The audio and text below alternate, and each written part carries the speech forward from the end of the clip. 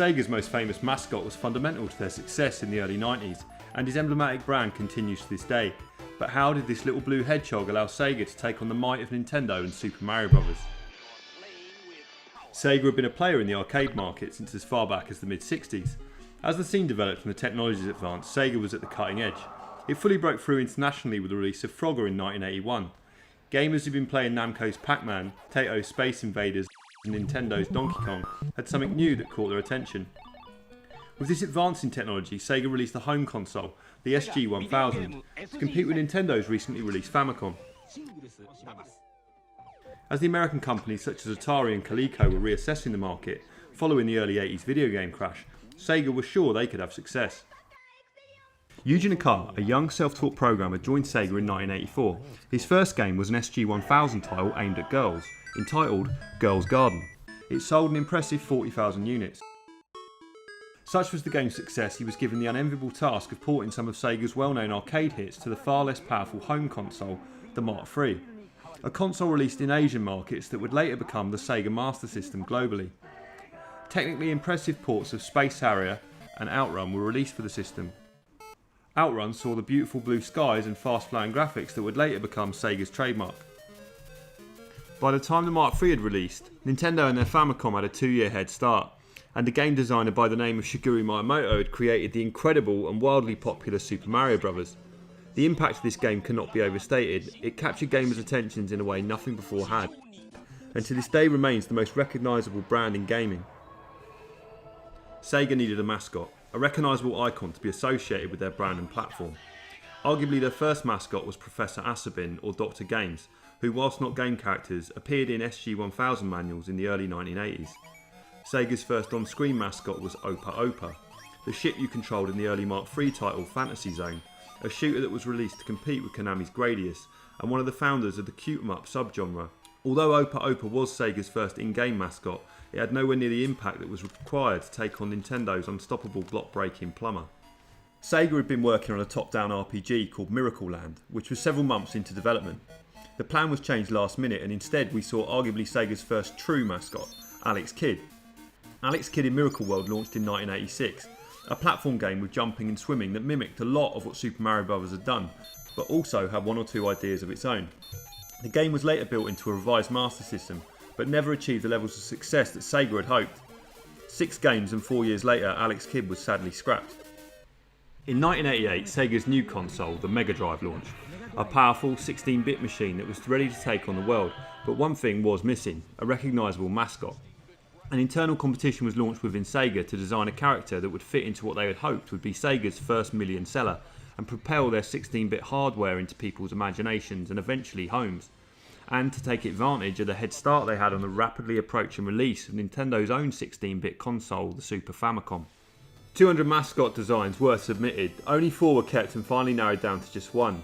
Graphic designer Naoto Oshima, who'd previously worked on Phantasy Star 1 and 2, came out on top with the drawing of a rabbit. At this stage there was no hedgehog in sight.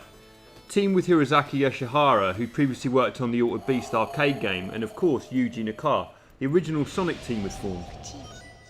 These 3 were given a project by Sega, entitled Defeat Mario. The remit was clear. Yuji had just led the Mega Drive port of Dai Makamura, known in the West as Ghouls and Ghosts. His experience of coding Outrun with its super fast visuals proved useful, and he played around with increasing the scrolling speed so to allow you to advance through the levels more quickly.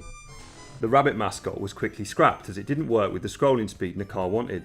They finally settled on a hedgehog due to his spiked back, meaning a simple jump could be his weapon and the controller input could be simplified to one button. Naka wanted this so the speed could be maintained at all costs. Oshima had an old sketch of a hedgehog, titled Mr. Haranazumi. The literal translation of Mr. Needlemouse may ring a bell to those familiar with the more recent Sonic 4. Mr. Needlemouse became Sonic, named after his supersonic speed. Green Hill Zone had already been 8 months in the making. Coupled with this new Sonic character, Sega thought they might just have a hit on their hands. Sonic finally made his debut in 1990 at the Tokyo Toy Show. A beta version of Green Hill Zone was playable. It differed greatly from its final form, but a lot was in place, and thanks to a brilliant algorithm programmed by Yuji Naka, the game was able to run at an incredible pace, with 7 layers of differential scrolling. Sonic Team's game was so fast they actually had to slow it down to prevent motion sickness in some players. This demo has since been lost forever, and has even had unofficial fan remakes to try to recreate the first ever outing for Sonic. After a somewhat lukewarm reception in Tokyo, Sega decided to hold on to their trump card and keep Sonic under wraps whilst they worked on the game. The need to play their hand well under such huge pressure was immense. They would unleash him again at the Consumer Electronics Show in 1991. The hope was to detract from Nintendo's announcement of its much anticipated Super Nintendo. Nintendo, who at the time boasted a massive market share. The plan worked, Sonic stole the show, and whilst people were excited for the reveal of Nintendo's Super Mario World, it was Sonic the Hedgehog that captured people's imaginations. Bright and vibrant colours and a speed that had never been seen before. Suddenly, everybody's eyes were on the little blue hedgehog. Nintendo had a new challenger. Wild game, dude. 7 danger zones, you and Sonic speed through, or you are toast, man. Sonic the Hedgehog, the hot new game from Genesis Games. Systems and games sold separately. Sonic the Hedgehog was finally released on the Genesis in America on June the 23rd, 1991, and soon after elsewhere. Many thought it wouldn't make much of a difference and it would have only a minor impact on the home console market, if any. Sega wasted no time and were ruthless and aggressive with their marketing campaign, directly addressing and making fun of the previously untouchable Nintendo at every opportunity. I like Genesis, and it costs a lot less. Wait, kid, that game I'll there. take Sonic and Genesis. I knew that. Sonic the Hedgehog. More action, more speed. Sega Genesis, it's a whole lot more for less. The new kid in town was different, cooler, more grown up and of course faster. The Super Nintendo was to launch in the US in August and Sega reacted by making Sonic a free packing game for the Genesis. A bold decision which caused huge disagreements internally, but ultimately a brilliant one. In Europe it was a free-for-all for Sega. Nintendo hadn't launched their 16-bit console there yet and had Super Mario Bros. 3 as their flagship title for 1991, which, whilst a great game, wasn't seen as cutting-edge graphically, and so Sega enjoyed huge success in the region. Both the character and the brilliant variety of zones contributed to the game's huge appeal. The critical response to Sonic was incredible. Yuji Naka and Sonic Team had a massive hit on their hands.